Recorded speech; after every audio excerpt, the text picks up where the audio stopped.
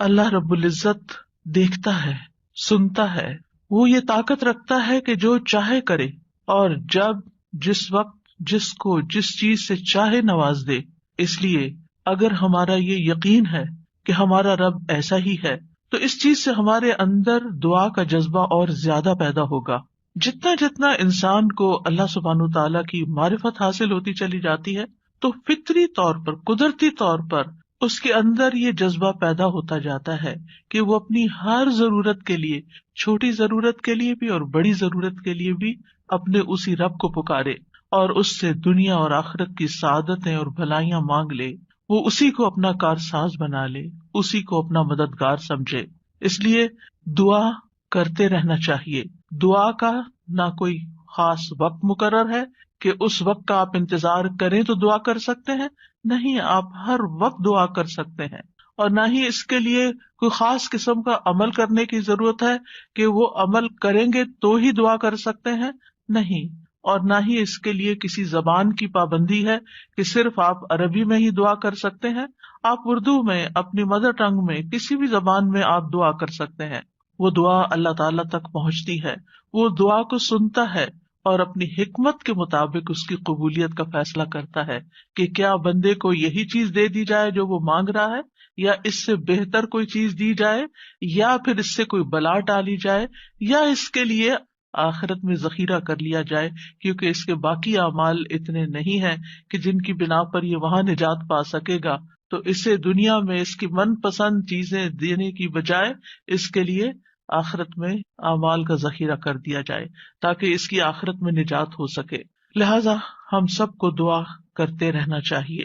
دعا عظیم عبادت، شرف والی عبادت، وہ عبادت جس کو اللہ تعالیٰ پسند کرتا ہے، وہ عبادت جسے چھوڑ دیا جائے تو اللہ تعالیٰ ناراض ہوتا ہے۔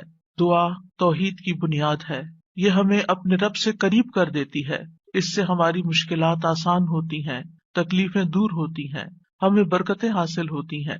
لہذا جو مشکلات سے نکلنا چاہتا ہے وہ دعا کو اپنے لیے لازم کر لے، کیونکہ اللہ تعالیٰ ہی پریشانیوں کو دور کرتا ہے۔ امن یجیب المضطر اذا دعاہ ویکشف السوء، بھلا کون ہے جو لاچار کی فریاد رسی کرتا ہے جب وہ اسے پکارتا ہے اور اس کی تکلیف کو دور کر دیتا ہے۔ تو جو شخص بھی مشکلات سے، پریشانیوں سے نجات چاہتا ہے اس کے لیے ضروری ہے کہ وہ دعا کو لازم کر لے، کیونکہ اللہ تعالیٰ ہی پریشانیاں دور کرتا ہے۔ اللہ تعالیٰ کے علاوہ کوئی نہیں جو پریشانی دور کر سکے۔ وقتی طور پر کوئی آپ کو دلاسا دے دے گا، کوئی آپ کی ہمت افزائی کر دے گا، کوئی آپ کا دکھ بانٹ دے گا، لیکن آپ کی مشکل صرف اور صرف اللہ تعالیٰ ہی حل کر سکتا ہے۔ وَإِن يَمْسَسْكَ اللَّهُ بِضُرٍّ فَلَا كَاشِفَ لَهُ إِلَّا هُوَ وَإِن يَمْسَسْكَ بِخَيْرٍ فَهُوَ عَلَى كُلِّ شَيْءٍ قَدِيرٌ، اگر اللہ تجھے کوئی تکلیف پہنچائے تو اس کے سوا اسے کوئی دور کرنے والا نہیں، اور اگر وہ تجھے کوئی بھلائی پہنچائے تو وہ ہر چیز پر پوری طرح قادر ہے۔ ہم دیکھتے ہیں کہ عام طور پر لوگ مشکل وقت میں اللہ تعالیٰ کے سوا سب کو بھول جاتے ہیں، آخر میں انسان صرف اللہ ہی کو یاد کرتا ہے، اور یہ صرف مسلمان کے ساتھ ہی نہیں، نان مسلمز کے ساتھ، شرک کرنے والوں کے ساتھ، الحاد کا رستہ اختیار کرنے والوں کے ساتھ بھی یہی معاملہ ہے۔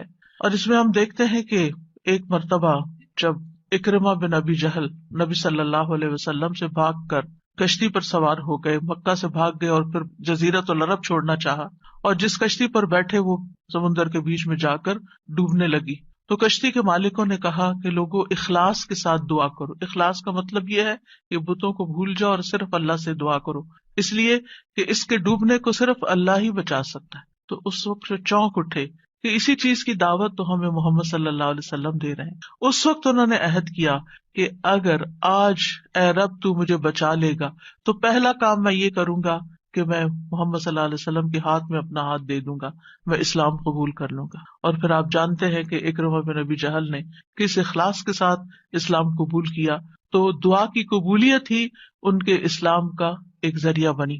اور دعا کرنے کی 3 صورتیں ہیں۔ ایک تو یہ کہ اللہ تعالیٰ کی توحید بیان کرنا، جس میں انسان کہتا ہے یا اللہ لا الہ الا اللہ لا الہ الا انت سبحانک انی کنت من الظالمین، یہ دعا کا ایک طریقہ ہے۔